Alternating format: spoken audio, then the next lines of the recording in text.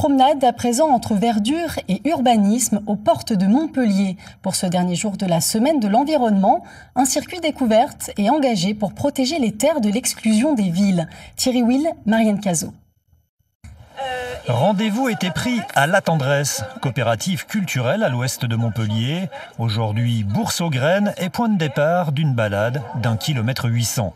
Un circuit pour découvrir des paysages insoupçonnés de la plupart des Montpelliérains, comme une poche d'un ancien monde agricole aujourd'hui prisonnier d'un urbanisme prêt à l'engloutir.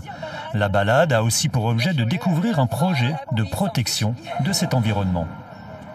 On a déjà notre lot de logements sociaux, d'immeubles construits, donc on va préserver ces terres.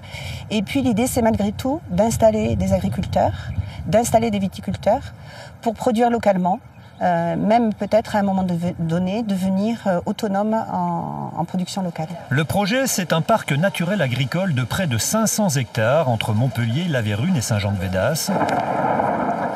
Un temps qui tourne à l'orage, des découvertes qui s'enchaînent, une réflexion qui se poursuit sur l'avenir de nos villes. S'il n'y a pas d'endroit pour que les jeunes sortent et qu'il y ait tous ces vases d'expansion, après ça fait des nuisances pour tous les gens qui habitent.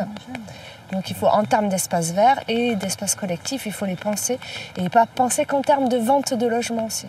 Ce qui est important, c'est de recréer réussir à refaire que dans la ville, il y ait des espaces dans lesquels il fait bon vivre.